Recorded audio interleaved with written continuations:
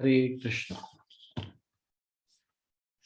हम लोग श्रीमद् भागवतम के 8वें स्कंद के 24वें अध्याय से चर्चा कर रहे हैं, जिसका शीर्षक है भगवान का मत्स्य अवतार।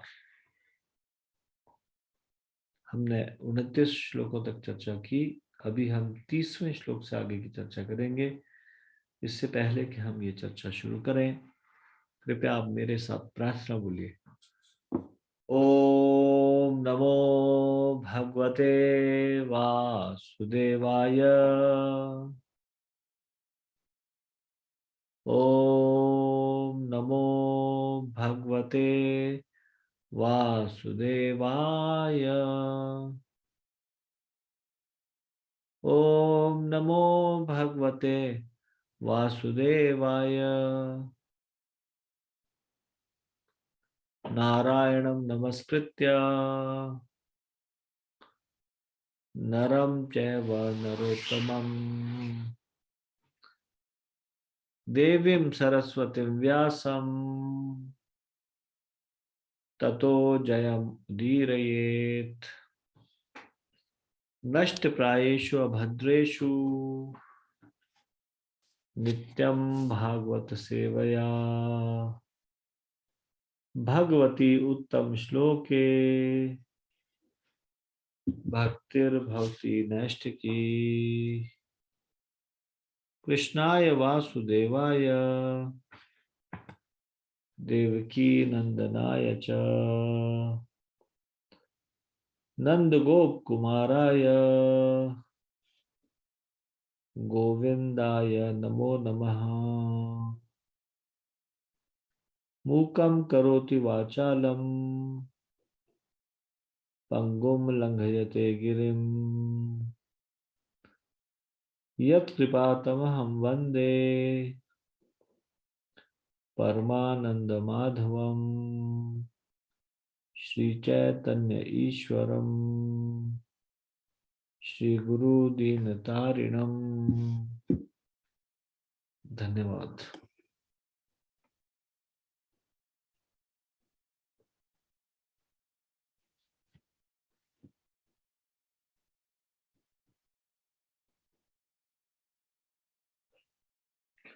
तो ये 27 से 30 श्लोकों में राजा सत्यव्रत प्रार्थना कर रहे हैं भगवान मत्स्य से।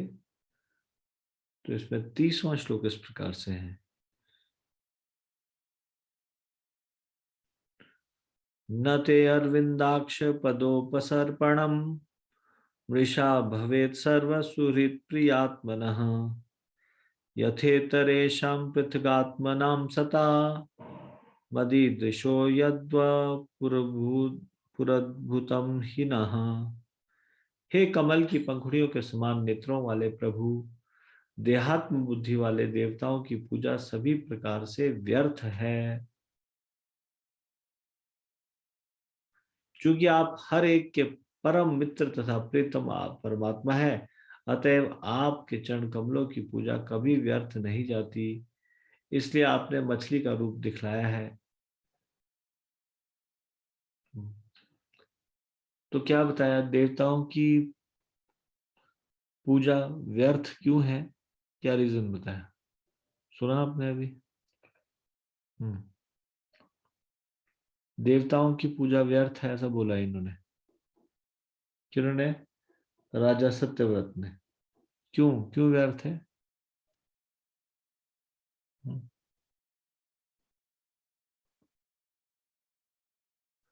ये कह रहे हैं देहात्म बुद्धि वाले देवताओं की पूजा सभी तरह से व्यर्थ है, क्योंकि ये देवता लोग भी क्या है, देहात्म बुद्धि में है।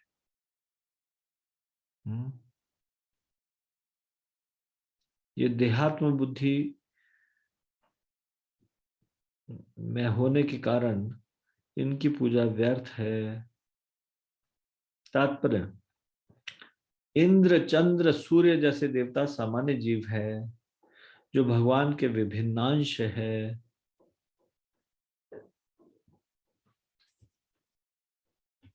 विभिन्न विभिन्नांश है, तो विभिन्नांश का क्या अर्थ होता है?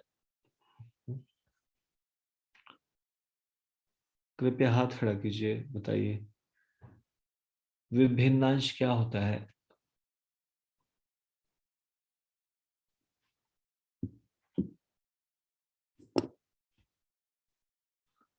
भारती माता जी बताइए। हरे कृष्ण प्रदान प्रणाम। जी प्रभु जी, मतलब जैसे प्रभु जी पेड़ है, उसकी उसके पत्ते है, टहनियां हैं, तना है और जड़ें हैं। प्रभु जी इस तरह से हम कह सकते हैं कि विभिन्नांश। विभिन्नांश का क्या अर्थ होता है? कौन है विभिन्नांश?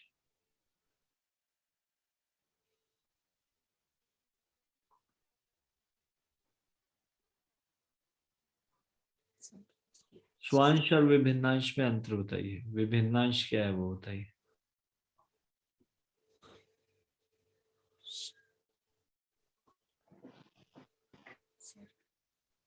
ये बता।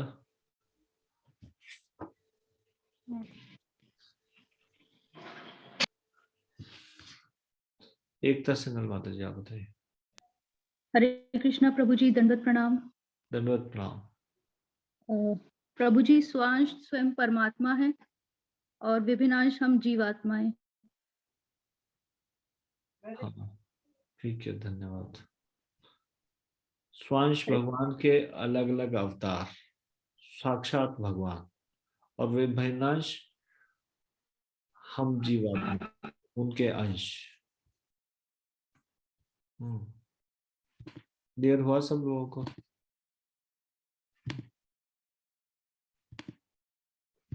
विभिन्नांश, तो ये कह रहे हैं कि इंद्र, चंद्र, सूर्य जैसे देवता सामान्य जीव हैं जो भगवान के विभिन्नांश हैं। भगवान जीवों के माध्यम से अपना विस्तार करते हैं। नित्यो नित्यानाम चेतनश् चेतना नाम, उनके साकार विष्णु तत्व रूप सभी आध्यात्मिक हैं, स्वांश कहलाते हैं, किंतु सारे जीव जो उनसे पृथक हैं उनके विभिन्नांश कहलाते हैं। देखिए यहाँ पे क्लियर कर दिया, उनके साकार विष्णु तत्व रूप सभी आध्यात्मिक हैं और स्वांश कहलाते हैं, यानी कि भगवान के अन्य रूप अवतार ये सारे स्वांश कहलाते हैं, लेकिन जीव उनसे पृथक है और ये लोग विभिन्नांश कहलाते हैं। तो इंद्र, चंद्र, सूर्य आदि भी ये सभी लोग जीवात्मा है, इसलिए ये विभिन्नांश है। कुछ विभिन्नांश रूप आध्यात्मिक होते हैं और कुछ पदार्थ तथा आत्मा के सम्मेल होते हैं। इस जगत में बद्ध जीवात्माएं भौतिक शक्ति से निर्मित अपने बाह्य शरीरों से भिन्न होती है। इस तरह स्वर्ग में रहने वाले देवता तथा अधोलोक में रहने वाले जीव समान प्रकृति वाले होते हैं। समान प्रकृति वाले कैसे होते हैं? स्वर्ग लोक में रहे और अधोलोक में रहे एक ही बात है क्या? यहाँ कह रहे हैं कि स्वर्ग में रहने वाले देवता और अधोलोक में रहने वाले जीव ये समान प्रकृति वाले होते हैं। इससे आप क्या समझते हैं?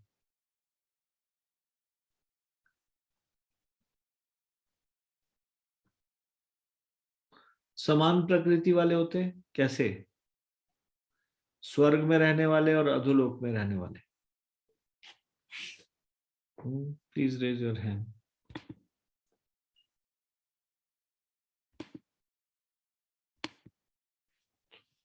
कुलदीप राष्ट्र। हरे कृष्ण प्रभु प्रणाम प्रभु जी। जी प्रभु जी, क्योंकि दोनों जीव तत्व हैं इसलिए। समान प्रकृति वाले हैं मतलब दोनों जीव तत्व है। जी प्रभु जी।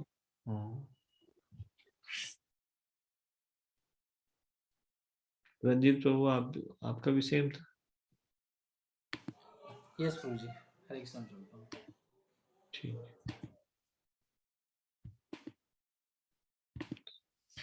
ध्यान से सुनिए सब लोग, ध्यान दीजिए थोड़ा।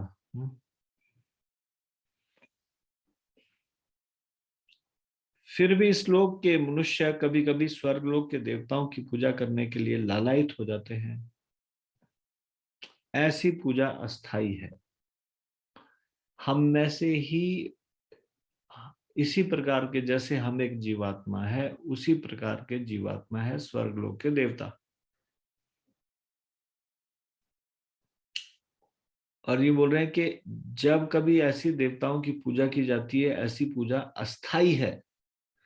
जिस प्रकार इस लोक के मनुष्यों को अपने शरीर बदलने होते हैं तथा देहांतर प्राप्ति, उसी प्रकार से इंद्र, चंद्र, वरुण इत्यादि जीवात्माओं को भी यथा समय अपने अपने शरीर बदलने होंगे। यानी कि आज वो इंद्र की पोजीशन में है, कल को उनको इंद्र की पोजीशन छोड़नी पड़ेगी। आज कोई चंद्र या वरुण की पोजीशन में है, कल को उनको छोड़नी पड़ेगी। तो उनको भी अपने शरीर बदलने होंगे। जैसा कि भगवत गीता में कहा गया है, अंतवतु फलम तेषाम तद्भवत्यल्पमेधसाम। अल्प बुद्धि वाले लोग देवताओं को पूजते हैं, किंतु उनके फल सीमित तथा अस्थायी होते हैं।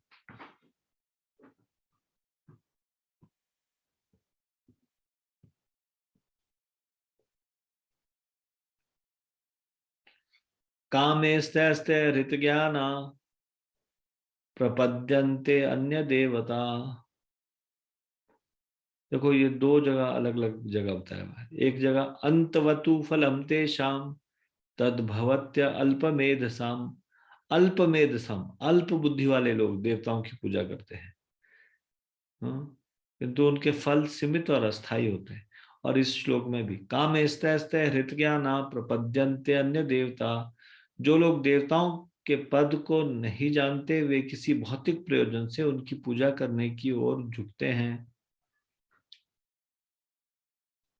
किंतु ऐसी पूजा का फल कभी स्थायी नहीं होता। फलतः यहाँ पर ऐसा कहा गया है, यथेतरेषां पृथगात्मनां सताम पदोपसर्पण मृषा भवेत। दूसरे शब्दों में, यदि मनुष्य को किसी की पूजा करनी ही है तो उसे भगवान की पूजा करनी चाहिए, तब उसकी पूजा कभी व्यर्थ नहीं जाएगी। कैसे पता चलता है कि अगर वो भगवान की पूजा करेगा तो वो व्यर्थ नहीं जाएगी?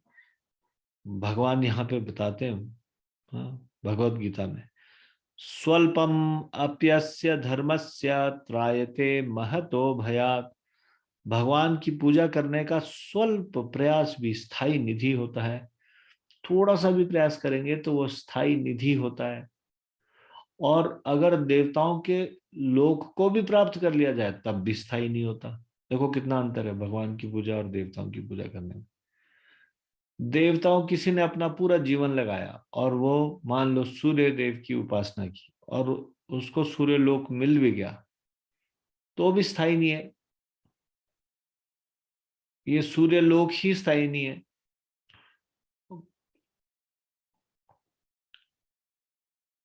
लेकिन अगर मान लीजिए किसी ने भगवान की भक्ति के पथ पे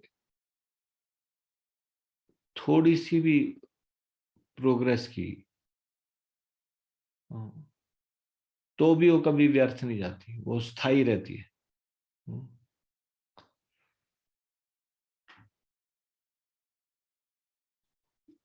अतः जैसे कि श्रीमद् भागवतम में स्तुति संस्तुति की गई है, त्यक्त्वा स्वधर्म चरणाम्बुजम हरेः।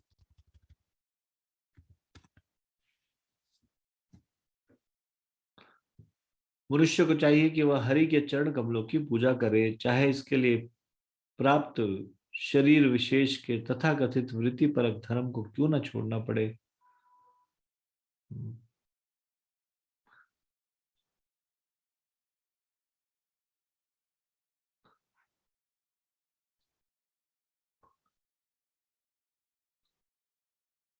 भगवान की भक्ति करने के लिए, भगवान के चरण कमलों की पूजा करने के लिए अगर कोई शरीर विशेष के तथाकथित वृत्ति परक धर्म को भी छोड़ना पड़े तो भी क्या करें?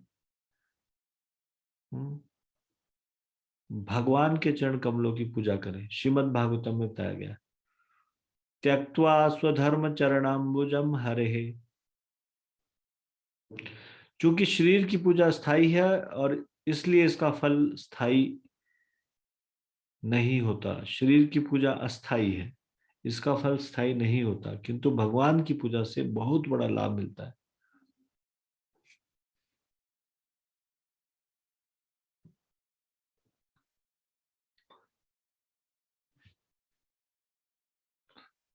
अच्छा, भगवत गीता में एक श्लोक है जिसमें कहा गया है कि अपने वृत्तिपरक कार्य को छोड़कर किसी दूसरे के कार्य को करना भयावह होता है। ऐसा श्लोक है भगवत गीता में?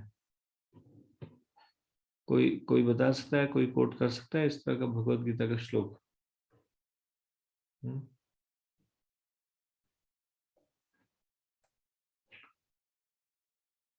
अगर अपना कार्य त्रुटि पूर्वक भी किया जाए तो भी श्रेष्ठ है, दूसरे के कार्य को करने की बजाय। ऐसा है ना एक जगह भगवत गीता में। तो एक तरफ तो ऐसा कहा गया कि अपने वृत्तिपरक कार्य को ही करना चाहिए, और दूसरी तरफ यहाँ कह रहे हैं कि वृत्तिपरक धर्म को अगर छोड़ना भी क्यों ना पड़े तो छोड़ देना चाहिए हरि के चरण कमलों की पूजा करने के लिए। त्यक्त्वा स्वधर्म चरणाम्बुजम हरे। तो इससे आप लोगों को क्या समझ में आता है?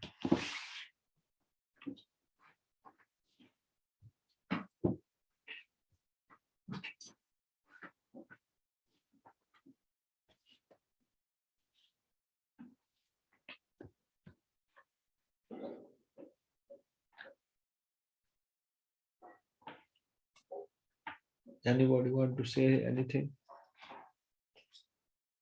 What do you understand by this?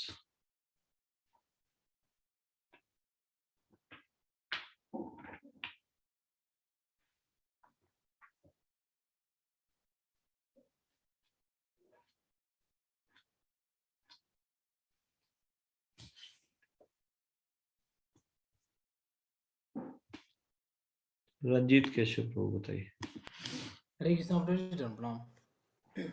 प्रभु जी, देश काल परिस्थिति के आधार पे जैसा स्तर होता है उसके आधार पर प्रभु जी निर्देश दिए जाते हैं प्रभु जी। तो अगर कोई अपने वृत्तिपरक कार्यों को नहीं करता है प्रभु जी, तो उनके लिए निर्देश दिया जाता है कि कम से कम डिसिप्लिन्ड वे में अपने वृत्तिपरक कार्यों को करे, ताकि वो अधर्म की तरफ नहीं जाए प्रभु जी। तो एक तो ये हो गया प्रभु जी। लेकिन जो शुद्ध भक्ति की तरफ प्रभु जी अग्रसर है, उन्हें निर्देश दिया जाता है कि सबसे बड़ा धर्म यही है कि भगवान की प्रसन्नता के लिए कार्य करना प्रभु जी। भगवान बोलते भी है कि सर्वधर्मान् परित्यज्य मामेकं शरणं व्रज।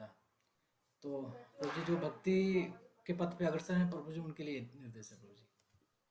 हरे कृष्ण। और कोई कुछ बोलना चाहते हैं? देखिए, तीसरे अध्याय का 35वां श्लोक। श्रेयान् स्वधर्मो विगुणः परधर्मात् स्वनुष्ठितात् स्वधर्मे निधनं श्रेयः परधर्मो भयावह। अपने नियत कर्मों को दोषपूर्ण ढंग से संपन्न करना भी अन्य के कर्मों को भली भांति करने से श्रेयस्कर है। श्रेयान स्वधर्म यानी कि अपना जो नियत कर्म है, अपना जो स्वधर्म है वो श्रेयस्कर है। विगुणः परधर्मात्, चाहे वो विगुण मतलब दोष युक्त भी हो, परधर्मार्थ सुअनुष्ठितात, अगर अन्यों के लिए उल्लिखित कार्यों की अपेक्षा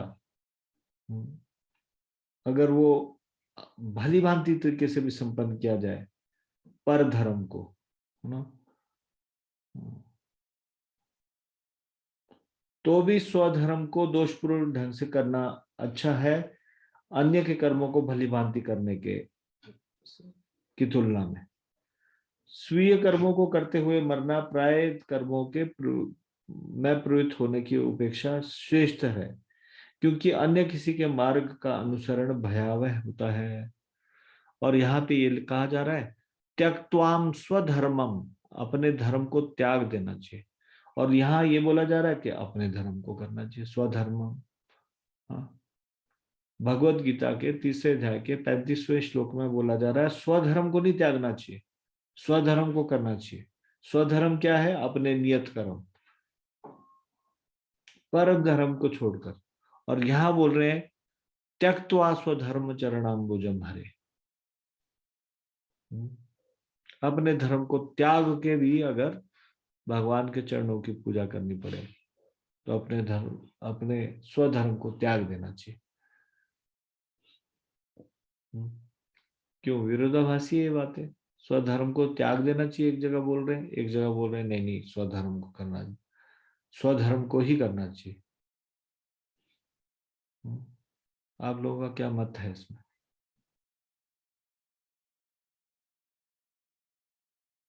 Anybody want to say anything? हरे कृष्ण प्रिय जन प्रणाम। दादा जी फिर से प्रभु जी इसी में प्रभुपाद जी ना आगे प्रभु जी एक्सप्लेन करते हैं इसी में, जो 3 अध्याय का 35वां श्लोक है प्रभु जी, कि जिसने कृष्ण भावना भावित पथ स्वीकार कर लिया है तो गुरु के निर्देशन में वह ऐसा कर सकता है। जिसमें इसमें बताया प्रभु जी कि जो क्षत्रिय है वो ब्राह्मण का कार्य कर सकता है, ब्राह्मण प्रभु जी दिया गया शूद्र भी ब्राह्मण का कार्य कर सकता है प्रभु जी। कहाँ पे? प्रभु जी इसी में नीचे से थोड़ा सा ऊपर है प्रभु जी। किंतु जब मनुष्य प्रकृति के गुणों को लांघ कर कृष्ण भावनामृत में पूर्णतया लीन हो जाता है तो अप्रमाणिक गुरु के निर्देशन में सब कुछ कर सकता है। कृष्ण भावनामृत की पूर्ण स्थिति में क्षत्रिय ब्राह्मण की तरह और एक ब्राह्मण क्षत्रिय की तरह कर्म कर सकता है। ठीक है, धन्यवाद। देखिए, एक ब्राह्मण को क्षत्रिय का कर्म, क्षत्रिय को ब्राह्मण का कर्म, इस प्रकार से पर धर्म को करने के लिए इसमें मना किया गया। लेकिन वास्तविक धर्म तो भगवान की भक्ति करना है। भगवान की भक्ति के लिए यदि कोई धर्मों को, स्वधर्म को छोड़ना भी पड़े, यानी कि स्वधर्म क्या? क्षत्रिय का कार्य है, ब्राह्मण का कार्य है, वैश्य का कार्य है, शूद्र का कार्य है, तो भी ये एक्सेप्शनल है, भक्ति के लिए छोड़ा जा सकता है। अन्यथा वैसे तो भक्ति करते हुए ये कार्य कर, इन सारे कार्यों को करते हुए भक्ति करनी है। पर अगर ऐसी परिस्थिति आए कि वृत्तिपरक धर्म को भी छोड़ना क्यों ना पड़े तो भी छोड़ देना चाहिए भगवान के हरि के चरण कमलों की पूजा करने के लिए। और इसी श्लोक में जहां पे ये बताया गया है कि अपने नियत कर्मों को दोषपूर्ण ढंग से भी संपन्न करेंगे, वो भी बेटर है दूसरों के नियत कर्मों को श्रेष्ठकर तरीके से करने के लिए। हाँ, इसी में प्रभुपाद जी तात्पर्य में कह रहे हैं कि कृष्ण भावना भावित यदि कोई है तो फिर वो गुरु के निर्देशन में ऐसा कर सकता है, यानी कि अपवाद है, एक्सेप्शन है। फॉर कृष्ण कॉन्शियसनेस, कृष्ण की भावना में लीन होने के लिए, भक्ति की है,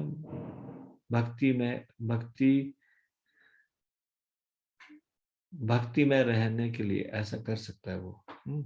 ठीक है, तो ये एक्सेप्शन है। अब 31वें श्लोक से 38वें श्लोक तक भगवान मत्स्य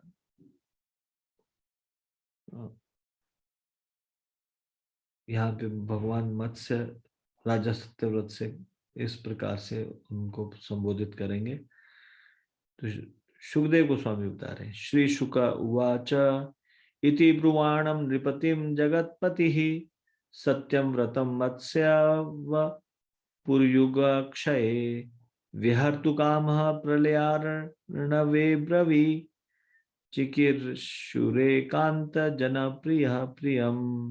सुखदेव गोस्वामी ने कहा, जब राजा सत्यव्रत ने इस तरह कहा तो अपने भक्त को लाभ पहुंचाने तथा बाढ़ के जल में अपनी लीलाओं का आनंद उठाने के लिए युग के अंत में मछली का रूप धारण करने वाले पूर्ण पुरुषोत्तम भगवान ने इस प्रकार उत्तर दिया।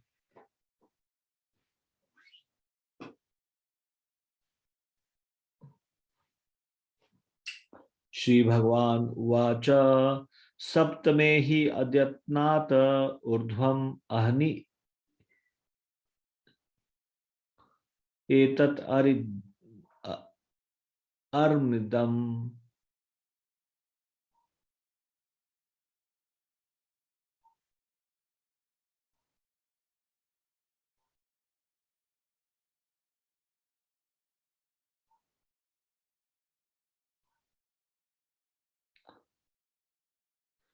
सप्तमे हि अद्यत्नात् ऊर्ध्वम् अहनि एतत् अरिमदमा निमक्ष्यन्ति अप्यय अम्भोधो त्रैलोक्यम भूभुआदिकम।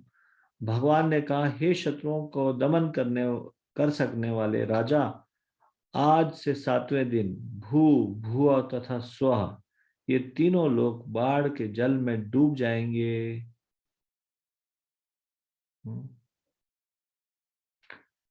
त्रिलोक्याम लियमानायाम संवर्त अभ्यसी वै तदा उपस्थायस्यति नौकाचित विशाला त्वां मया इरिता। जब तीनों लोग जल में डूब जाएंगे तो मेरे द्वारा भेजी गई एक विशाल नाव तुम्हारे समक्ष प्रकट होगी। त्वं तावदौषधि सर्वा बीजान युच्चा वचानि च सप्त ऋषि भी परिवृतः सर्वसप्तोपबृंहितः आरुह्य बृहतीं नावं विचरिष्यस्य विक्लवः एकार्णवे निरालोके ऋषीणामेव वर्चसा। हे राजन, तत्पश्चात तुम सभी प्रकार की औषधियों एवं बीज एकत्र करोगे और उन्हें उस विशाल नाव में लाद दोगे। तब सप्त ऋषियों समेत एवं सभी प्रकार के जीवों से घिरकर तुम उस नाव में चढ़ोगे और बिना किसी खिन्नता के तुम अपने संगियों सहित बाढ़ के समुद्र में सुगमता से विचरण करोगे। उस समय महान ऋषियों का तेज ही एकमात्र प्रकाश होगा। दोधूयमानां ताम्नावं समीरेण बलीयसा उपस्थितस्य मे श्रृंगे निबध्नीति निहि महाहिना।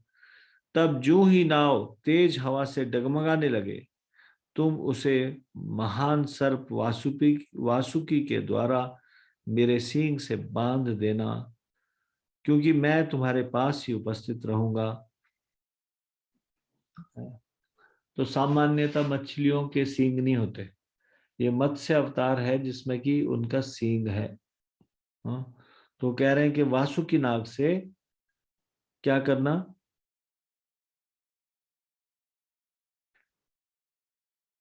इस नाव को मेरे सींग से बांध देना।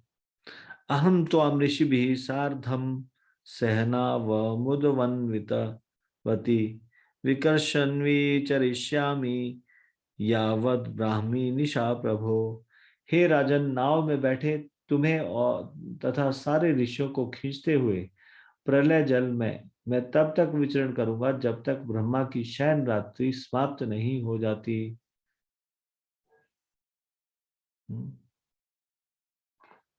तात्पर्य, यह विशेष प्रलय वास्तव में ब्रह्मा की रात्रि में नहीं अपितु उनके दिन के समय हुई थी, क्योंकि यह घटना चाक्षुष मनु के काल में घटी थी।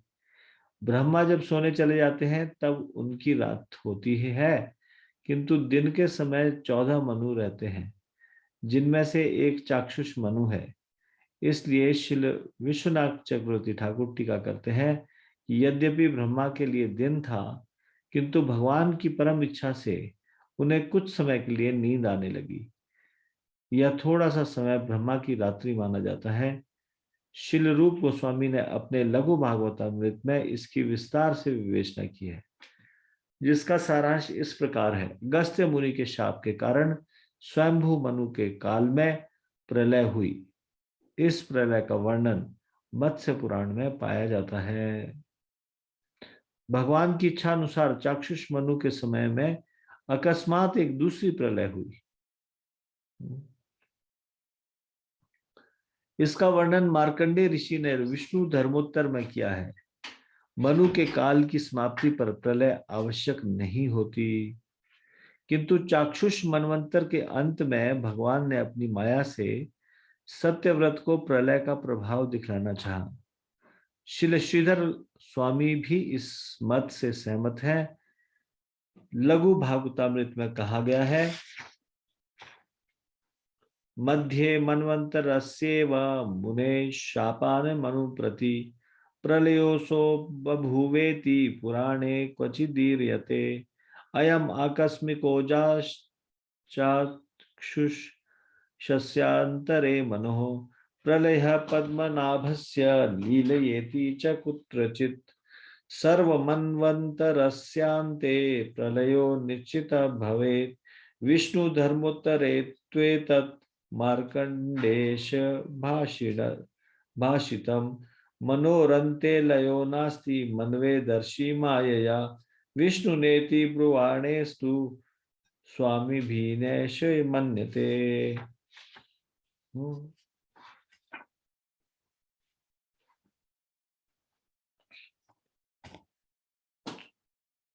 तो ये एक ब्रह्मा जी के दिन में तो 14 मनवंतर होते हैं, तो उस समय कैसे प्रलय हो सकती है? प्रलय तो उनकी रात के समय में होती है, जिस समय कोई भी मनु नहीं होता। तो इसमें बताया जा रहा है कि ऐसा भगवान ने लीला करके दिखाया। उस समय वास्तव में रात्रि नहीं हुई थी। भगवान की इच्छा के कारण, भगवान की परम इच्छा के कारण ब्रह्मा जी को थोड़ी नींद आने लगी। अगर ब्रह्मा जी सो जाए तो इस संसार का सारा कार्यकलाप ठप हो जाता है एकदम से। ब्रह्मा जी का सोने का समय ही इस संसार में प्रलय का समय।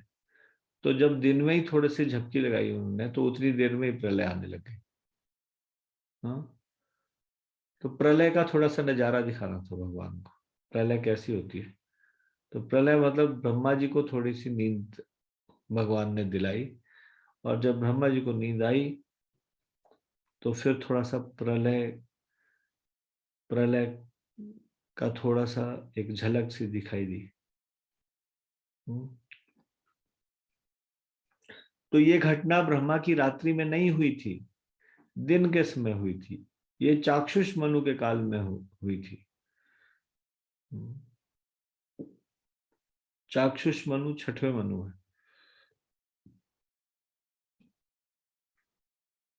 तो ये थोड़ा सा समय जब उनको झपकी आई तो ये ब्रह्मा की रात्रि ही कहा गया।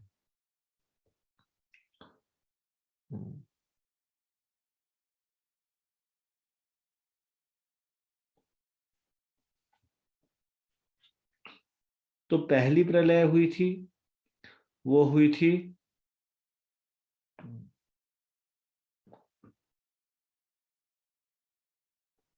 पहले मनु, स्वयंभू मनु के समय में।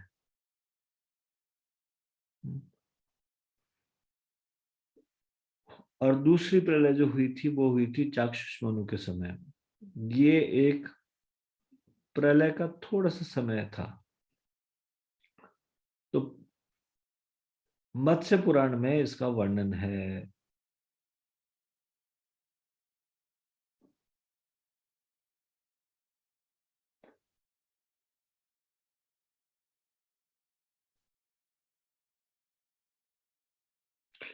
विष्णु धर्मोत्तर में भी इसकी चर्चा की गई है। मनु के काल की समाप्ति पर प्रलय आवश्यक नहीं होती।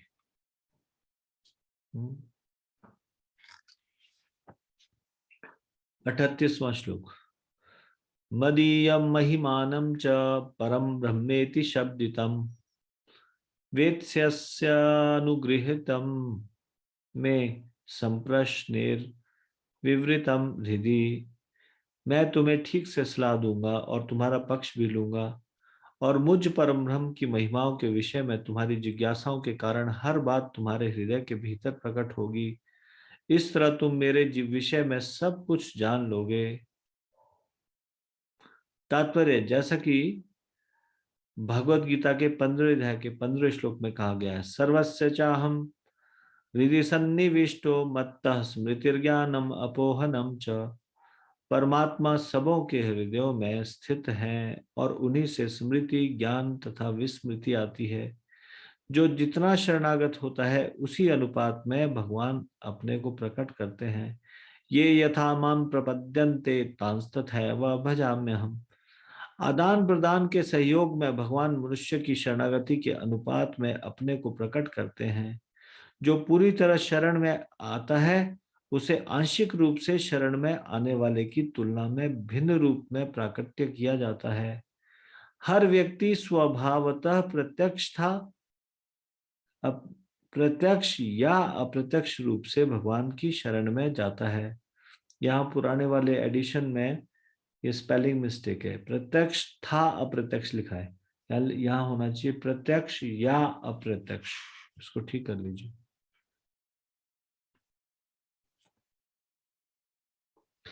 बद्ध जीव संसार में प्रकृति के नियमों के प्रति भौतिक रूप से आत्मसमर्पण करता है, किंतु जो व्यक्ति पूर्ण रूपेण भगवान की शरण में जाता है उस पर भौतिक प्रकृति का कोई प्रभाव नहीं पड़ता। ऐसे पूर्ण शरणागत व्यक्ति पर भगवान प्रत्यक्षता कृपा करते हैं। मामेव ये प्रपद्यन्ते मायाम एताम तरन्ति ते। जो पूर्णतया भगवान की शरण में जाता है उसे प्रकृति के गुणों का भय नहीं रह जाता, क्योंकि हर वस्तु भगवान की महिमा का विस्तार मात्र है। सर्वम खल्विदम ब्रह्मा। और ये महिमाएं क्रमशः प्रकट होती है और अनुभव की जाती है। भगवान परम शुद्धि करता है। परम ब्रह्म परम धाम पवित्रम परमम भवान। जो जितना ही पवित्र हो जाता है और ब्रह्म के बारे में जितना अधिक जानना चाहता है, भगवान उसके समक्ष उतना ही अधिक प्रकट करते हैं। शुद्ध भक्तों को ब्रह्म परमात्मा तथा भगवान का पूर्ण ज्ञान प्रकट किया जाता है। भगवान भगवत गीता के 10वें अध्याय के 11वें श्लोक में कहते हैं, तेषामेवानुकंपार्थम अहम अज्ञानजं तमः नाश्याम्यात्मा भावस्थो ज्ञान दीपेन भास्वता। मैं उन पर कृपा करके उनके हृदयों में बसकर ज्ञान के चमकते हुए दीप से अज्ञान जन्य अंधकार को विनष्ट कर देता हूँ। इत्थम आदिश्य राजा नाम हरिरंतर्धीयता स्वन्वेक्षत तम कालम यम ऋषिकेश आदिशत। राजा को इस प्रकार आदेश देने के बाद भगवान तुरंत अंतर्धान हो गए। तब राजा सत्यव्रत उस काल की प्रतीक्षा करने लगा जिसका आदेश भगवान ने दे गए थे।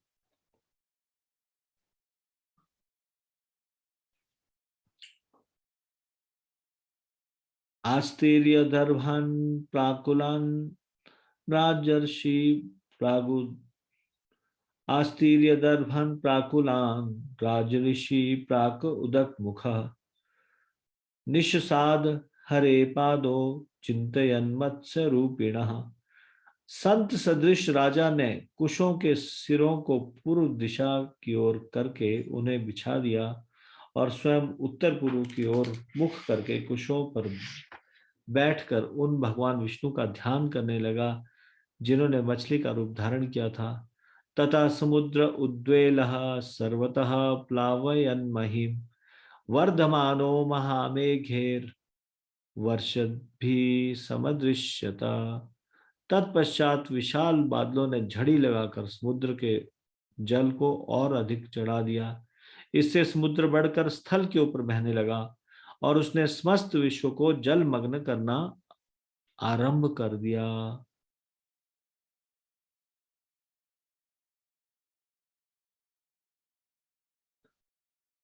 ध्यायन् भगवदादेशं ददृशे नावमागताम् तामारुरोह विप्रेन्द्रैर् आदायोषधिविरुधा।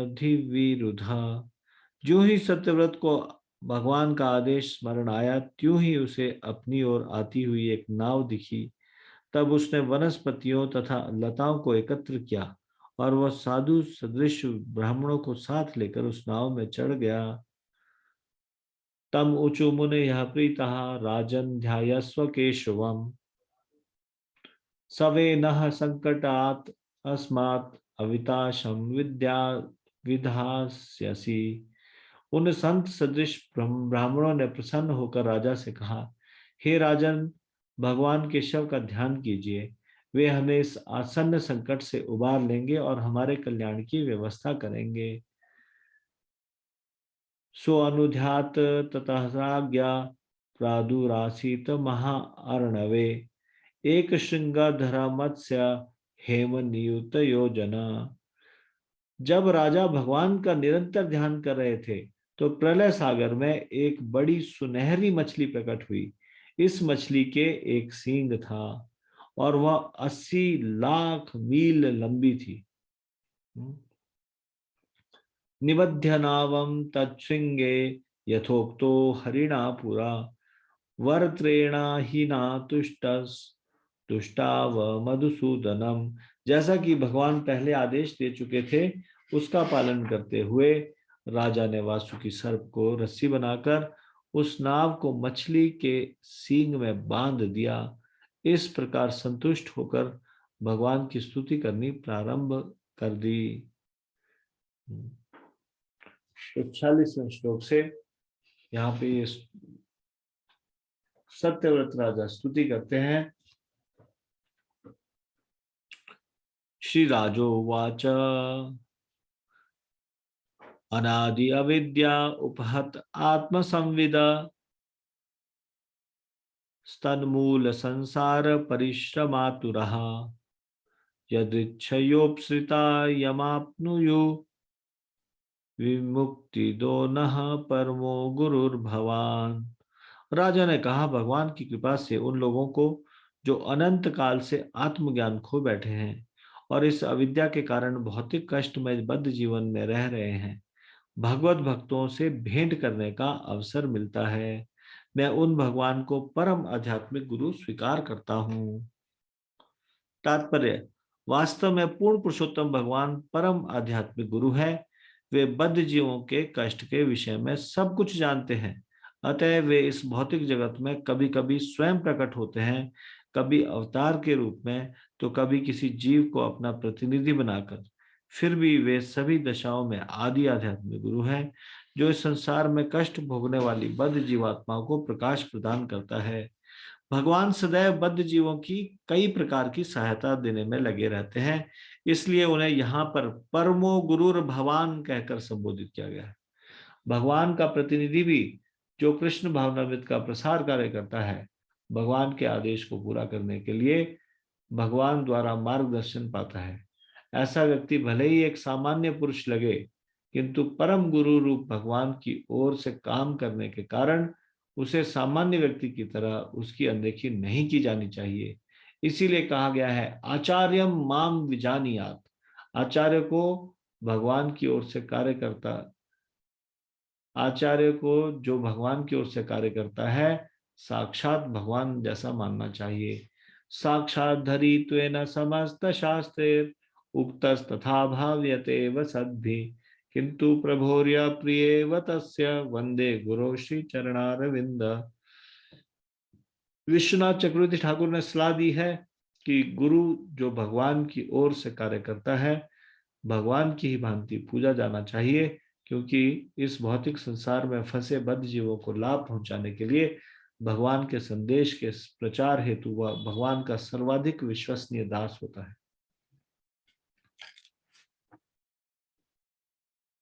47वां श्लोक।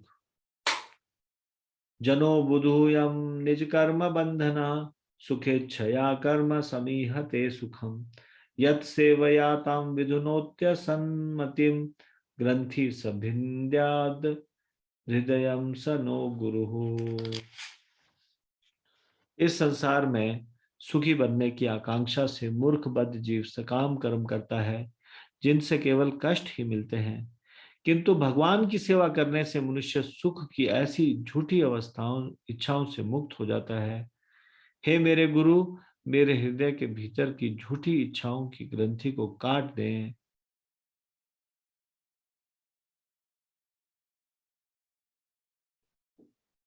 झूठी इच्छा किसको बोला गया है यहाँ पे? सुख की झूठी इच्छा, यानी कि सुख की जो हम सोचते हैं इससे हमें सुख मिलेगा, ऐसी झूठी इच्छाओं से मुझे मुक्त कर दें, यानी कि संसार की आसक्ति से मुझे मुक्त कर दीजिए। तात्पर्य, भौतिक सुख के लिए बद्ध जीव सकाम कर्मों में संलग्न होता है, किंतु वस्तुतः वे उसे भौतिक दुख में डाल देते हैं। इसे न जानने के कारण बद्ध जीव का अविद्या में रहना कहा जाता है। बद्ध जीव सुख की झूठी आशा से विविध भौतिक योजनाओं को अपनाने में लग जाता है। यहाँ महाराज सत्यव्रत प्रार्थना कर रहे हैं कि भगवान झूठे सुख की इस कठोर गांठ को काट दें और उसके परम आध्यात्मिक गुरु बन जाएं।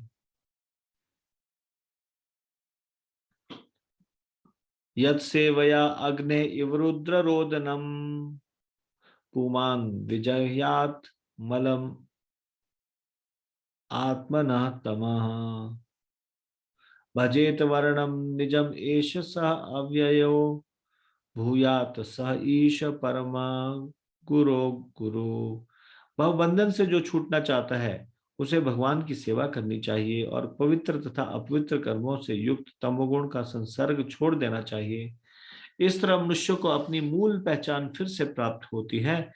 जिस प्रकार अग्नि में तपाने पर चांदी या सोने का टुकड़ा अपना सारा मल छुड़ाकर शुद्ध हो जाता है, ऐसे अव्यय भगवान आप हमारे गुरु बने, क्योंकि आप अन्य सभी गुरुओं के आदि गुरु हैं।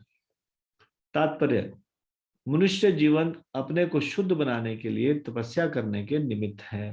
तपो दिव्यम पुत्र का येन सत्वम शुद्धयेत। प्रकृति के गुणों के कलमश के कारण मनुष्य जन्म मृत्यु के चक्र में पड़ता रहता है। कारणम गुण संगोस्य सद असद योनि जन्मसु। अतएव मनुष्य जीवन का उद्देश्य इस कलमश से अपने को शुद्ध करना है, जिससे उसे अपना आध्यात्मिक स्वरूप पुनः प्राप्त हो सके और जन्म मृत्यु के इस चक्र में उसे न पड़ना पड़े। कलमशहीन बनने की संस्तुत विधि है भगवान की भक्ति। आत्म साक्षात्कार की अनेक विधियां हैं, यथा कर्म, ज्ञान तथा योग, किंतु इनमें से कोई भी भक्ति की विधि के तुल्य नहीं है। जिस प्रकार सोने तथा चांदी के मल को मात्र जल से धोकर नहीं अपितु अग्नि में तपाकर दूर किया जा सकता है, उसी प्रकार जीव को भक्ति के द्वारा उसके मूल स्वरूप में जागृत किया जा सकता है। यत सेवया, कर्म, ज्ञान या योग से नहीं। चिंतन परक ज्ञान या योग आसन प्रक्रिया से कोई लाभ नहीं हो सकता। वर्णम शब्द किसी के मूल स्वरूप की कांति को बताता है। चांदी या सोने की मूल कांति चमकीली होती है। इसी प्रकार जीव की मूल कांति आनंद की कांति है, क्योंकि जीव सच्चिदानंद विग्रह का अंश रूप है। आनंदमयोभ्यासात, सच्चिदानंद विग्रह अर्थात कृष्ण का अंश होने के कारण प्रत्येक जीव को आनंदमय होने का अधिकार है। तो फिर प्रकृति के भौतिक गुणों द्वारा मलिन कलमश के कारण जीव कष्ट क्यों उठाए? जीव को चाहिए कि शुद्ध हो और अपना मूल स्वरूप फिर से प्राप्त करे। ऐसा वह भक्ति द्वारा ही कर सकता है। इसलिए मनुष्य को भगवान की शिक्षाएं ग्रहण करनी चाहिए, जिन्हें यहाँ गुरोर गुरु अर्थात गुरुओं का गुरु कहा गया है। भले ही हमें भगवान से प्रत्यक्ष संपर्क करने का सौभाग्य प्राप्त ना हो, किंतु भगवान का प्रतिनिधि साक्षात भगवान जैसा होता है, क्योंकि ऐसा प्रतिनिधि ऐसा कुछ भी नहीं कहता जो भगवान द्वारा न कहा गया हो। इसलिए चैतन्य महाप्रभु ने गुरु की यह परिभाषा दी है, जारे देख तारे कह कृष्ण उपदेश। प्रामाणिक गुरु वह है जो अपने शिष्यों को कृष्ण द्वारा कहे गए सिद्धांतों के अनुसार उपदेश देता है। प्रामाणिक गुरु वह है जिसने कृष्ण को गुरु स्वीकार किया है। यह गुरु परंपरा प्रणाली है। आदि गुरु तो व्यासदेव हैं, क्योंकि वे भगवत गीता तथा श्रीमद् भागवत के वक्ता हैं, जिनमें लिखी सारी बातें कृष्ण से संबंध रखती है। अतएव गुरु पूजा को व्यास पूजा कहा जाता है।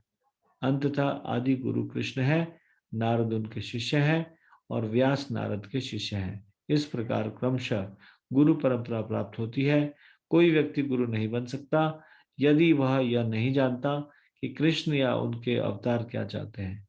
गुरु का संदेश भगवान का संदेश है और वह संदेश है सारे विश्व में कृष्ण भावनामृत का प्रसार।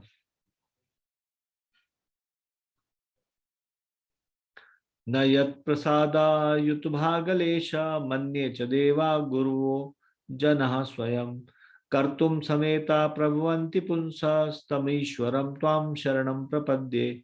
न तो सारे देवता, न तथा कथित गुरु, न ही अन्य सारे लोग स्वतंत्र रूप से या साथ मिलकर आपकी कृपा के 10,000वें भाग के बराबर भी कृपा प्रदान कर सकते हैं। अतः मैं आपके चरण कमलों की शरण लेना चाहता हूँ। तात्पर्य, कहा गया है कि कामिस्तैस्तै हृतज्ञाना प्रपद्यन्ते अन्य देवता। सामान्य लोग भौतिक इच्छाओं से प्रेरित होकर शीघ्र ही फल प्राप्त करने के लिए देवताओं की पूजा करते हैं। सामान्यतः लोग भगवान विष्णु के भक्त नहीं बनते क्योंकि भगवान विष्णु उनके आदेश पूर्वक नहीं बनते। वे भक्त को कभी भी ऐसा वर नहीं देते जिससे भक्त के मन में और वरों की इच्छा उत्पन्न हो। देवताओं की पूजा करने से फल प्राप्त हो सकते हैं, किंतु जैसा कि भगवत गीता में वर्णन हुआ है, अंतवतु फलम तेषाम तद्भवत्यल्पमेधसाम। देवताओं से जो भी वर लिए जा सकते हैं वे क्षणिक होते हैं। क्योंकि देवता स्वयं नश्वर होते हैं, अतएव उनके वर भी नश्वर होते हैं और उनका कोई स्थायी महत्व नहीं होता। जो लोग ऐसे वरों की आकांक्षा करते हैं वे अल्पज्ञ हैं। तद्भवत्यल्पमेधसाम। भगवान विष्णु के वर भिन्न है। भगवान विष्णु की कृपा होने पर मनुष्य भौतिक कलमश से पूर्णतया मुक्त होकर भगवत धाम को वापस जा सकते हैं। इसलिए देवताओं द्वारा दिए गए वर भगवान के वरों के 10,000वें भाग के बराबर भी नहीं होते। अतः मनुष्य को चाहिए कि वह देवताओं या झूठे गुरुओं से वर प्राप्त करने का प्रयास न करे। उसे केवल भगवान से वर पाने की कामना करनी चाहिए। जैसा कि भगवान भगवत गीता के 18वें अध्याय के 66वें श्लोक में कहते हैं, सर्वधर्मान् परित्यज्य मामेकं शरणं व्रज अहम त्वां सर्व पापेभ्यो मोक्षयिष्यामि मा शुचः। सारे धर्मों को छोड़कर केवल मेरी शरण में आओ, मैं तुम्हें सारे पापों के फल से उबार लूंगा, तुम डरो मत। यही सबसे बड़ा वर है। तो इसको हम यहीं पे विराम देते हैं। 50वें श्लोक से आगे की चर्चा हम अगले प्रवचन में करेंगे। श्रीमद् भागवतम की जय, शिल प्रभुपाद की जय, निताई गौर प्रेमानंदे, हरि हरि बोल। आप सब लोगों का बहुत बहुत धन्यवाद। हरे कृष्ण।